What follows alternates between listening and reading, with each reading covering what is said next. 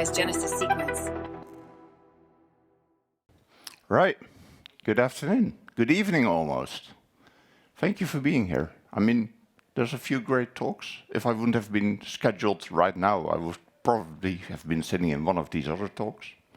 There's also the upcoming meet and greet, which I'm looking forward to, and probably so are you. And still you're here. I appreciate that. Today I want to discuss the state of server-side Java web apps with you. Before we get started, I have a quick poll for you. Well, this doesn't obviously work, but how about this? Could you please scan the QR code, answer a simple question for me, and then we can get started.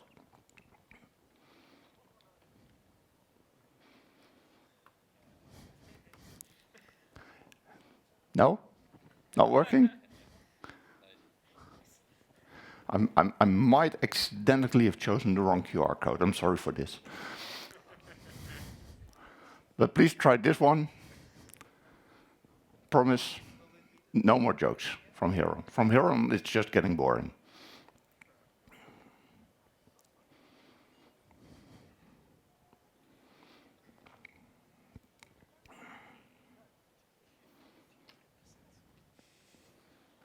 Quite a few votes coming in already, which is great.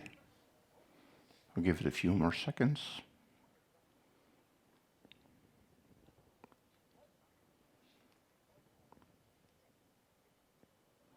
All right. So apparently, Angular is pretty popular when it comes to building web apps. React follows second, and Vue third. Great. But the question is this the right question to ask when you start your new project? Well, that's what I hope to tell you in the upcoming hour. Is this where we should get started?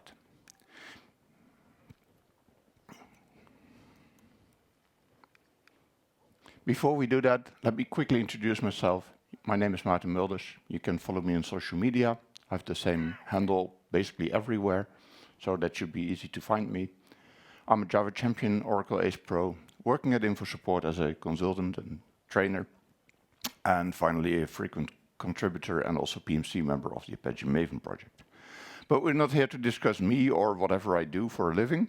We're here to discuss web apps. So the agenda for the remaining 45 minutes, basically.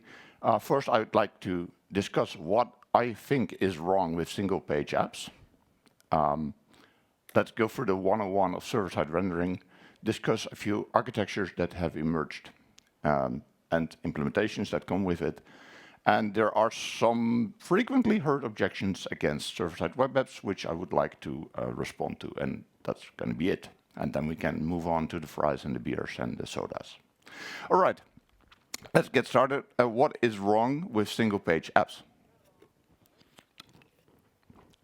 And it's easy to say a lot, or the fact that I have to use JavaScript or TypeScript. But let's not start bashing other ecosystems because we simply don't like or don't understand them. Let's look at the typical scenario for single-page applications. As a user, I fire up my browser, I navigate to a website, and what I get back, that's the first pair of arrows here, is an almost empty HTML page. My browser will render that. I see probably a white screen or darkish background or whatnot. And in the meantime, my browser starts fetching JavaScript, potentially a lot of JavaScript. The browser then has to execute that. Thanks to the innovations in the browser field, JavaScript runtimes have become pretty quick, but still, it needs to be done. And once that has been parsed and executed, the user interface gets updated. That's not all, because then I have components on my screen that I can see and potentially interact with. But often I start interacting, and then again, JavaScript gets executed. Some remote API gets called, which returns data. More JavaScript is getting executed, and finally my user interface gets updated.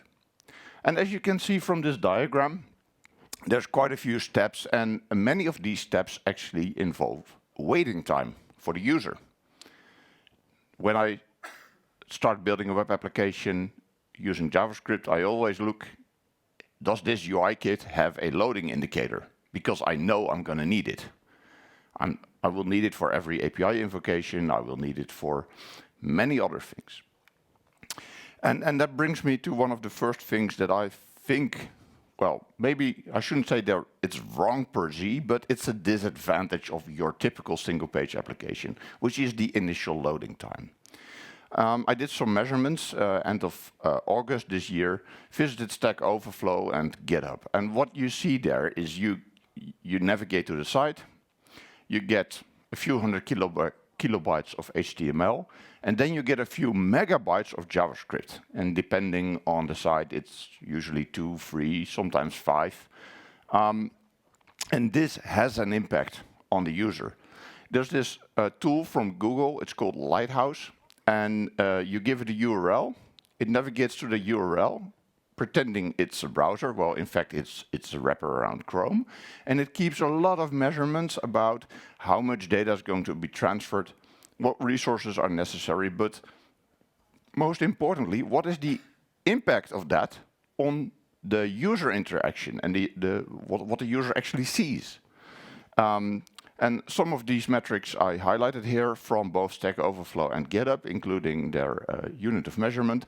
The first contentful paint is the first thing that I can see in the window.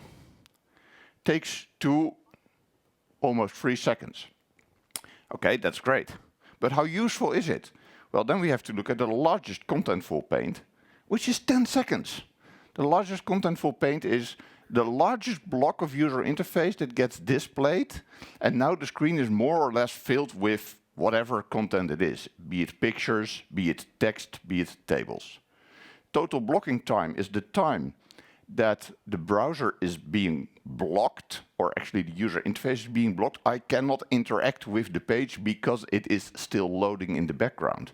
Stack Overflow does a decent job with only 300 milliseconds. GitHub almost tenfold.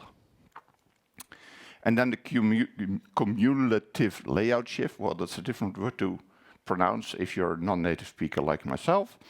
You want to have it as low as possible because this is about unexpected layout changes after the page got loaded. And then all of a sudden, oh, this block changes left because apparently there was more content that needed to be in front of it.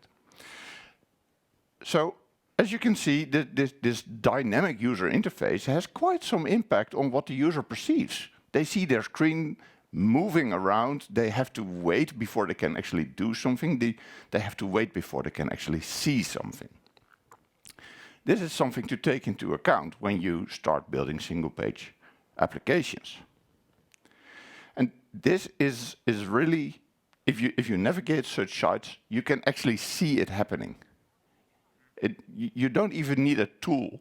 You can just observe and see, hey, this is weird. It feels clunky that the screen is moving around while I thought the page was loaded already.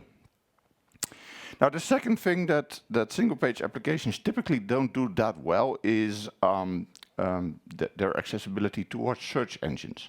As you probably are aware of, the search engines work because they have crawlers or spiders, as I like to call them, that browse the internet like you and I do, following references to other sites. And what they basically do is navigate to a particular page, try to extract structure and text from whatever they get served by the web server, follow any references they may find to new web pages, and repeat until eternity. Still working on that last part, I guess. And the difficult part, of course, is this extraction of structure and content. Because what does a crawler need to do when it encounters a single-page web app? Well, it sees an empty page, which is not so interesting. Apparently, I need to download this JavaScript, run it, and then act as if I am a browser and update my user interface, which I don't have, finally to be able to extract content and structure from the page. This is quite a hard job for a tool that was supposed to be simple. there's a couple of tools that can help you with this. Let me see where I have it. And they pretend like they are a spider. I run it against my own blog, which is, by the way, static HTML, so the tool didn't have that much problems. And it just extracts the information as a crawler would see it. And I had an interesting observation, for instance, the fact that on the homepage I had 2 H1 tags, which is weird from a crawler perspective. Now, what is the actual header? Well, turns out they have the same text. So that made it a little bit easier. But hey, this helps me. How does the spider perceive my application? Well, okay, there's a lot of content, great. If you're in doubt, if you're wondering, is my web application well suited towards web crawlers, try one of these simulators. You might be surprised. The third thing, and this kind of relates to the previous one, is that single-page applications are also harder for accessibility accessibility aids. People that are, for instance, visually impaired can use braille displays or screen readers. I've got a picture here of a braille display, which is basically popping up little dots that you can feel and can read if you master braille. Alternatively, you have screen readers, and I think many operating systems have them built in these days, which just, well, you navigate to a web page and it starts reading out loud, whatever it encounters. But they suffer from the same challenges as a web crawler does, because, oh, all of a sudden, I can't simply load HTML, extract a few pieces. No, I need to run the JavaScript, I need to update the user interface, and then finally make sense of what I see there, what I observe, and turn that into the relevant parts that the user is probably interested to hear or feel. Both of such mechanisms heavily rely, just like crawlers, on the structure and the metadata that are in your web pages. So I could just copy and paste the slide that I used before, because this is hard for such tools. Fourth, security. If you're building a web application, you should probably care about security, unless you're building it for your own good and you're only deploying it on your Raspberry Pi. But when you do it professionally, you typically need things like login screens and or federated login or so. As soon as you decide to decouple the user interface from whatever APIs that power it, it means you start doing a lot of things twice. You don't only need to properly secure your data, your REST API, but probably also parts of your user interface. Because if the user gets can see that the user interface has a menu option for this or that they are not supposed to see because they lack the privileges, it may reveal to them, hey, there is a potential attack target. This might be of interest. Let's investigate if I can try to break in or not. Same goes for validating user input. You do it in your user interface, but your REST API is a separate system. Never trust your inputs, so we're validating it again. Since the web application, the single-page web application, needs to interact with that remote API, there might be API credentials necessary. You don't want to have sensitive credentials in your JavaScript that gets served to the browser. If you work with sessions on your web application, you need to manage them both in the client and in the server. And the list goes on and on and on. There's a lot of duplication here. And finally, although this is getting less and less relevant, there are still people that don't like to run JavaScript in their web browser, and they disable it. Ideally, in such cases, you will still want to help them. But then, how are you going to do that if your whole idea is, I want to build a single-page web application? And the answer to at least some of these questions, unfortunately the keyboard is gone, otherwise I could have asked for a drum roll here, is server-side rendering. But this time it has fancier names, and It's called pre-rendering or server hydration, server components, all the kind of new things that are introduced in web frameworks in the JavaScript world over the past years. But this is old stuff. We've done this before. We've done this 20, maybe even 30 years ago already, and it was called under a different name, but we did the same thing. We did a very simple thing, which I'm going to discuss right now. Because what we did back then, the user would ask for a web page, and the web application would serve HTML. Period. End of story. The HTML would be a complete package, maybe even with styling integrated. You can discuss if that's a good idea or that you want to separate that in one CSS file or not. But it's a compact package and it has everything. It has the data, it has the structure, it has the markup. And that would be it. And it would be loaded to the web browser almost instantly. And the user could use the web page. They could read the information they were looking for, or they could do the things they wanted to do. So, is this still relevant in 2024? Well, the fact that I'm standing here and the fact that I'm asking this question means I think it is. And there's a few scenarios when I think it makes sense to consider server-side rendering. And it might not be a real surprise, but they kind of relate to what we just discussed. If search engine optimization is important to you, it is worth considering to use server-side rendering, because you will make it easier for the crawler to understand your web page. If you have a simple user interface, so no groovy, fancy user experience expectations, customer journey stories that need all kind of attention to details. You just want tables and text, let's say the more boring enterprise applications. Do you really need a menu that slides in from the left or from the right? Or can we just have a top bar menu that is always there? Does that really matter? Is that what the enterprise pays us for? Or do they want an application that just allows them to run their business? Not every web application does have to be a Hollywood star. And third, if you are in a squeeze when it comes to time and or budget, it kind of makes sense to ask yourself the question, do we first need to fight a war over React versus Angular versus Vue? Then invest into the ecosystem, understanding it, setting up another application next to our API that we already have. Only then to be able to start providing the first pieces of business value. As a special case of this, consider proof of concept scenarios, where your business asks you, would it be possible to build something that does X, Y, or Z?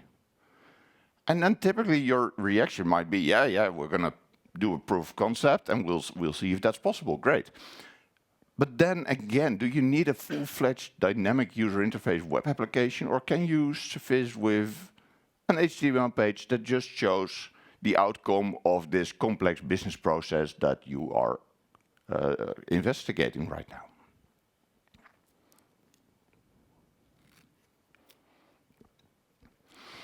I will quickly go through a few use cases. I would have loved to bring a few use cases from my professional work, but, well, they are usually internal stuff from enterprises that don't want them here out in the open. So I used a few pet projects. The first one you already saw, the voting application that we had in the beginning, and I don't mean the very first one, but the second one. This was actually a completely server-rendered web application. Yes, it had an automated updating graph, and there were a few other things, but it was all server-side rendered. The second one, I can actually show it, is an application I'm building for my own good. I get DMARC reports. For now, it doesn't really matter what DMARC reports are, but you get them by email as a compressed XML file. And I want to be able to collect all these reports in a database and look at the content? Well, here I have a simple dashboard. It seems that I have received 526 of these emails, and 3 of them could not have been processed. I can click on them. I can see that one of them had an error because, it had an attachment that was not a compressed XML file, but it was a picture of a cat. Okay, great. I know everything I need to know. No need for fancy stuff. And if I really want to have fancy stuff, apparently I can still build it. Again, completely server-rendered application. And third example, another toy project of mine, where I want to be able to keep track of my car trips and maybe measure electricity consumption in the long run. Oh, was already logged in, logged out, like so. Also, completely server-rendered app, but still with a few dynamic components where I can even say, okay, I need an API key, cool, button, clicks. Well, nothing too special here. A few pieces of small interaction with the user, feels rather dynamic, but no JavaScript was involved. Or at least a very minimum. So we run over these. It's time to discuss the typical architectures for server-side web apps.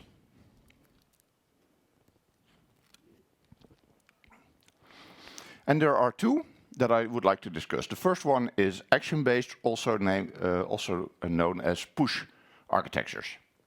And in this architecture, what you typically see is that, the user requests a web page. The page maps onto a controller. The controller retrieves a model, operates upon the model, selects a view, and then asks a view engine to render that view given the model that you just populated. This controller, that's an important distinguishment, you have to implement it yourself. And rendering the view eventually leads to HTML, which gets sent back to the application. To the web browser, I'm sorry. Popular examples of this are Jakarta MVC, which allows for Jakarta server pages or Jakarta faces as their view technology. Spring MVC, which has even more choices when it comes to the view technology. Quarkus, which also has its own templating language called Qt. I think it's cute. And even an old-fashioned thingy like struts falls in this category. I'm not sure if anybody still uses struts. There have been quite a few reasons why people moved away from struts, whether good or not. But, it's still alive, people still use it, and it also supports a broad range of view technologies. The second architecture that I would like to discuss is component-based, also named as pool components. Being a little bit of a train nerd, I was happy that I could at least include one picture of a train in this slide deck. Pool architectures work in a slightly different way. Again, there's a controller, there's a model, but this time the controller is something that you don't have to build yourself. The application framework provides it for you. You request a page. The page actually maps not to a controller, but to a set of to a user interface component, the root component for that particular route. I'm sorry. Otherwise, it gets really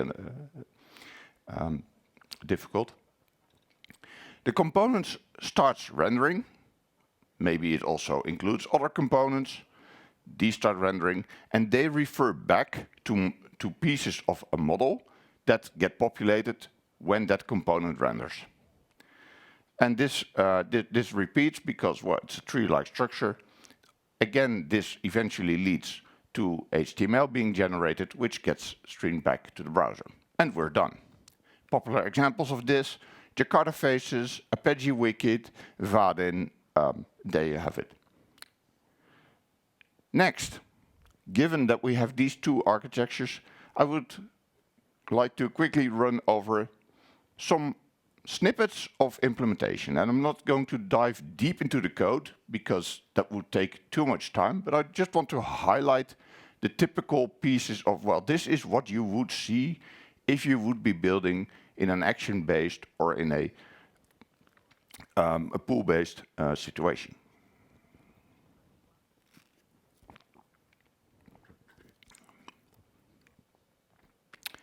So let's first look at an action-based framework, and I chose, in this case, Jakarta MVC. But rest assured, if you would be using Spring MVC, it would look more or less similar. Here we see the controller of the application that I've been using to ask for your opinion about which framework to choose. We see that the controller is mapped to a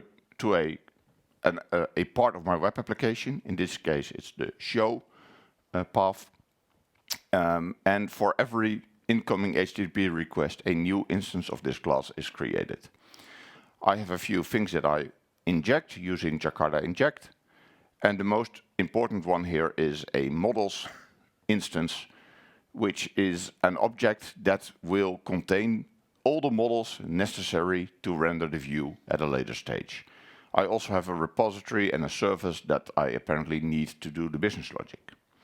Now, every poll has a slug by which I can identify it. This is also a part of the path that appears in your web browser.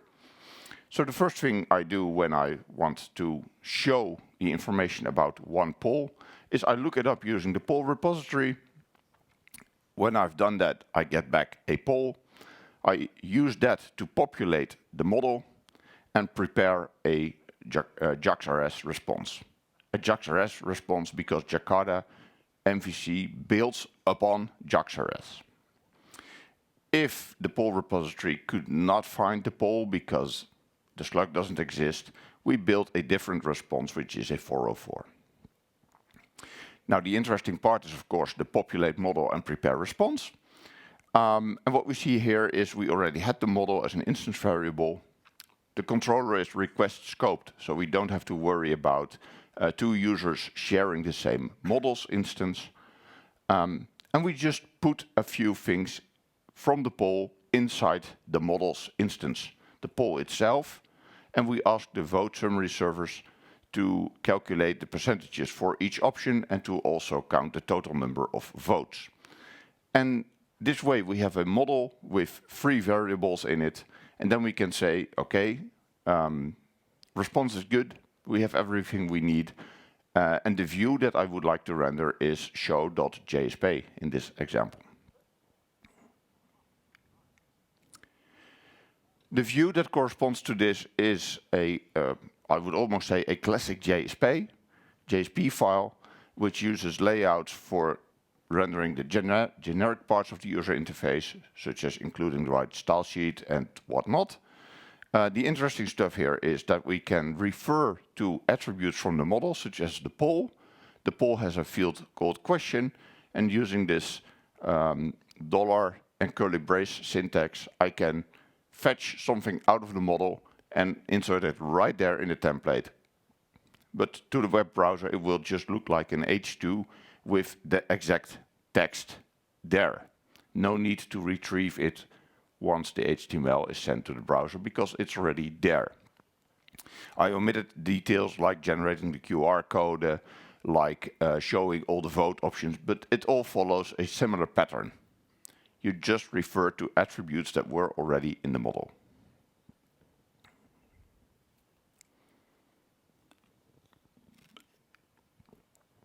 Performing an action, such as voting, looks roughly similar. This time I will start with the view. It all starts with an HTML form. Nothing too special here. We've been doing this for decades, literally. And for each of the options inside the poll, I can create an input that you could click. The value for that option is a number, and the display value is what you see on the screen. And we iterate over the options, and each item in the array of options becomes a variable called option. Interesting to note here is that there's also a hidden input, mvc.csrf.name. And the name of the input is an expression itself, which is not in the model. At least I didn't put it there. but Jakarta MVC puts it there for me. And so, and it also provides a value for that same thing, which is a CSRF token. Keep that in mind, because when we look at the vote controller, which registers your vote, we see that there's a CSRF protected annotation there. And that one line in the JSP file, combined with this one annotation here, automatically adds CSRF protection to all the form submissions that I do over that page. I don't have to code it myself. The framework takes care of it for me. And we see a similar pattern. We see a path parameter, we see form parameters that correspond to the input that you as a user gave. Again, we need to look up the poll first. And when we found it, we will cast the vote that you selected. So you chose React or you chose Angular. Well, we call that casting a vote. And if that succeeds, then we prepare a response for after voting. Otherwise, we return a not found because apparently you tried to vote for a non-existing poll. And the prepare response after vote looks pretty similar to what we saw before. We already have this models instance, and we put the poll in there as well as the vote, which allows me to generate a piece of HTML that tells you, thank you for your vote, it has been registered.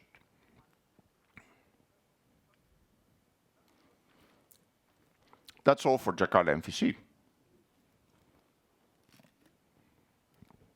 Let's look at a typical implementation using Jakarta Faces, formerly known as Java Server Faces or JSF. And in this example, I've been using Prime Faces as well, because it provides a nice standardized toolkit with ready-to-build user interface components. I don't have to make a nice menu myself. I can just take the menu component out of Prime Face and apply it here. This is optional, by the way. You don't have to do it. You can use pure JSF if you want, but then your web page looks, well, less attractive in my opinion. And since I'm the product owner, I can decide. This time I'm not saying this is the view part. I'm saying this is the component. Just to distinguish again between these two architectures. So the root UI composition, for example, the page that showed me a list of vehicles, is a data table which comes from the P for Prime Faces namespace. You see a similar thing. Apparently there's a list view that holds a few vehicles, and each of them becomes a variable called vehicle, which is scoped inside this block, and there I can refer to it and show attributes of that vehicle. I have to define that only once. I don't need to say, well, this is my table row, my table header, and this is my table row.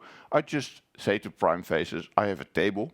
These are the columns, and this is how you populate them.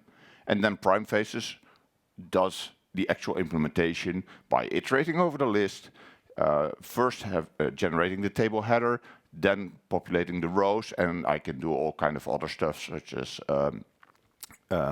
rows that have a dark and a light background, switching around. Don't have to implement that myself. And the model in this case is view scoped. It has a name so that I can refer to it from a view, from a component. And we see that it has a collection of vehicles which, when the view scoped bean gets created, is populated by invoking the findAll method on the vehicle repository. And that's all I have to do. So I have in this case, my model is a vehicle list view, and it holds a collection of vehicles. Operating on this model is a bit more work to do, but that's also partially because I chose to use Prime Faces because, well, I know I'm a terrible designer. They took great effort in building Prime Faces, so why should I try to mimic that? And this is just how Prime Faces says to use their component. You make a command button, you specify an icon and some CSS classes and such. And you say, when somebody clicks on this, I want the current vehicle to be put in the selected vehicle variable of the vehicle list view. And when that is done, invoke a little JavaScript callback That's the only JavaScript I wrote, promise, which is basically showing a confirmation dialog. Well, but I don't have to write how to pop up that dialog. I only say, prime faces, I want you to do that. And then inside that dialog, I can have another command button that looks pretty similar. When the user has clicked it and the corresponding action listener has executed, then I have a callback which invokes a little bit of prime faces applied JavaScript to hide the dialog. And this action listener is actually a piece of Java code on the model that says, okay, I have a selected vehicle that was already populated. Remove it using the repository, create a confirmation message, which is a faces message, that's just how it's named, and put that in the current faces context, and now update both the form messages and both the messages component inside the form and the vehicles component inside the form. So that's the bird's eye view of how you can build server-side Java web apps that really give, well, as far as I'm concerned, decent user interaction without me requiring to learn a complete new ecosystem, update my NPM packages. Oh, I thought we wouldn't bash anybody.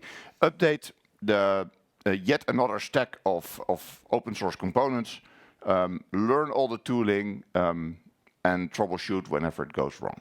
But still, there might be objections to this because I need a dynamic user interface or even user experience. I heard this one a lot. It's like, my users expect this. Well, interesting question. Do they really? Or do you think they do? But let's assume you're right. Let's say the users really want this and they want a live reload of the graph that shows how many people voted on this poll. Because I was a product owner, I wanted to have this. So I was representing the business and I was saying, yes, this is absolutely necessary. Great. We have tiny JavaScript libraries for you. Alpine.js is a popular one. HTMX is a popular one that can give you these little snippets of dynamic user interface in a server rendered page. With a minimum amount of extra attributes in your HTML, this automatic updating graph that you saw in the beginning, I did not write JavaScript for that. I used HTML attributes that specify what I want. I want this piece of the HTML to be updated every second by invoking that address and taking the HTML that you find there and using that to replace whatever there is right now. All declarative. I didn't write anything to manipulate the DOM myself, the document object model. For component-based applications, it might even be simpler because maybe the component framework you're using, whether it is Jakarta Server Faces, or whether it is Vaadin, or whether it is Apache Wikit, they may already have components for this. Alternatively, you can maybe find add-ons to those frameworks that provide it, or if it's a well-designed framework, you can write your own component that does it. The second objection that I had when I was discussing this with people, this whole idea of we should actually do more server-side rendering, is more of a personal attack, as I felt it. Maarten, how about this? This is only 4 years ago. You were on JFocus and you were saying, oh, let me teach you React in 45 minutes. I can do this. Where's your love for React? Are you now all of a sudden, have you turned around and have you become a hater of single-page applications? And the answer is no, I'm not. I think both of them have their value and the situations in which it makes sense to actually apply them. The thing is, what I want you to do is not blindly start by saying, oh, I need to build a single-page web application. I want you to first consider, do I actually need a single page application, or can I do something simpler that still meets the needs of my business?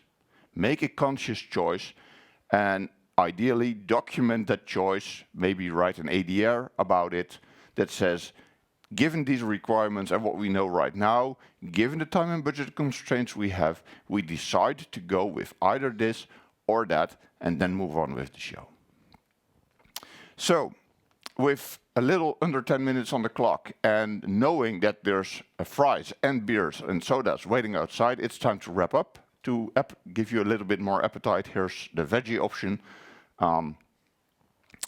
First, let's do yet another quick poll. No rickrolling this time. Can I once again ask for your votes?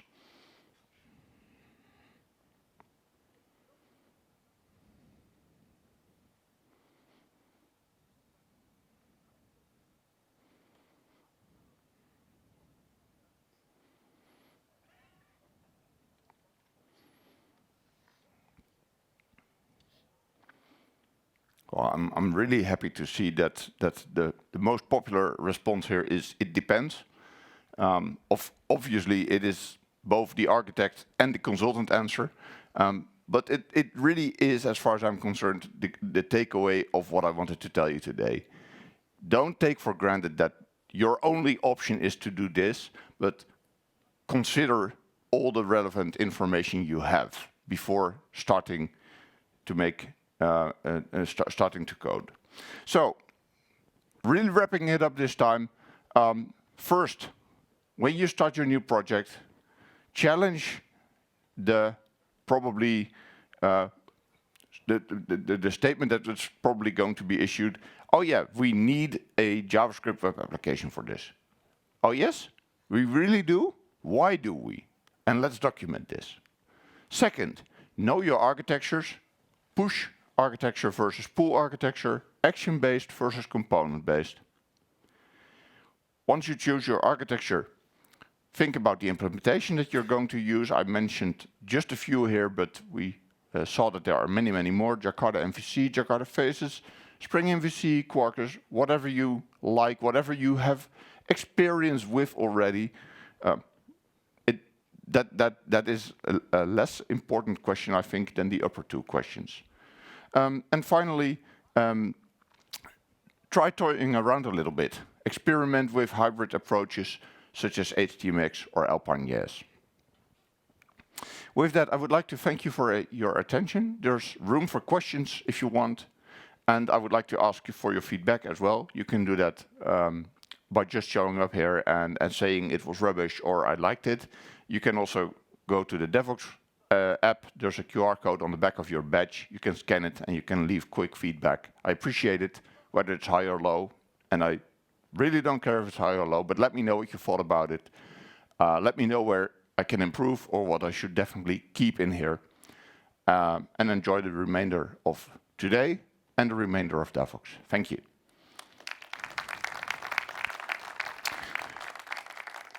So any questions, you can shout or preferably raise your hand. But shouting is also allowed. Yes, please. I think a big reason people like the JavaScript frameworks is the whole ecosystem of libraries and stuff. But for Java, as far as I know, it's pretty limited. So if I want a website with the CMS connection and stuff, like what's the ecosystem for libraries and stuff for Java? So the question is for those maybe further in the back. Probably one of the reasons people like to build such applications using JavaScript is the broad change, the broad offering of libraries for interacting with public cloud services, content management systems, etc. How is that in the Java ecosystem? I think that for quite a few of them, there are also Java SDKs. I know popular cloud vendors such as Microsoft Azure, Google Cloud Platform, AWS have both Node.js and Java SDKs available. So what you used to do in the browser, you now do on the server, and you use the output of that to render that HTML. So that's the first part. And if there is no such thing, there's always the option of building that little abstraction layer yourself. You're using a content management system that does not have a publicly available SDK, but they do have a REST API or a GraphQL API. Why not build the client code for it yourself? You need to do that anyway. Does that answer your question? Right. Any other questions? Yes, please.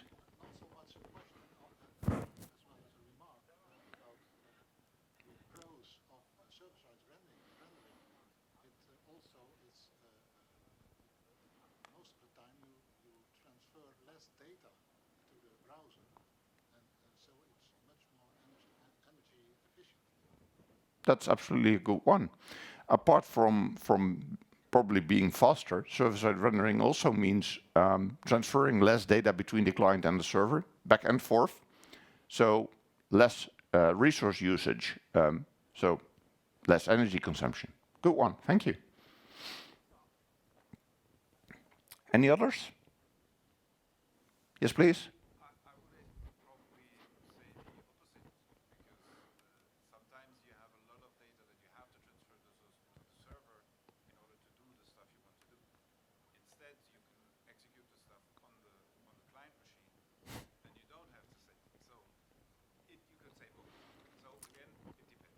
It depends. I like the fact that you end your remark with that, but it is true. In some cases, it makes sense to offload the computing to the browser. But the question is really, where do you want to take the pain of that? Yes, in some cases, it could make sense, but often maybe you even require resources that you don't have in the browser, then it would make more sense on the server. So totally agree with the last part. It's not to say that it is always better to do X or always better to do Y. Make this conscious choice again. Consider, what am I building? What are the constraints to my solution? And from that, pick your best solution strategy. Yes.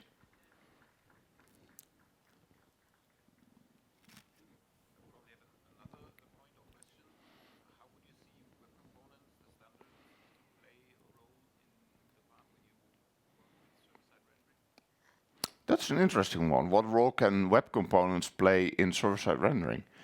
I think they can play a role, especially combined with what I mentioned as the hybrid solution, the hybrid approach.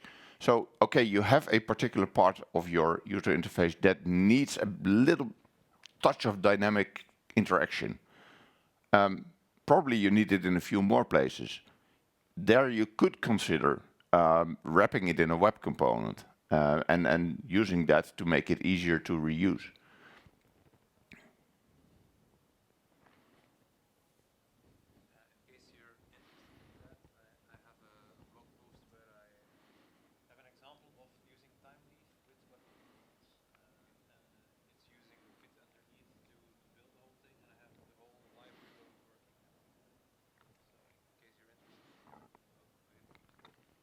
Okay, there's at least one blog post that shows how you can do that using TimeLeaf and Vite. So that's definitely worth checking out. All right, I suggest we move on to the fries.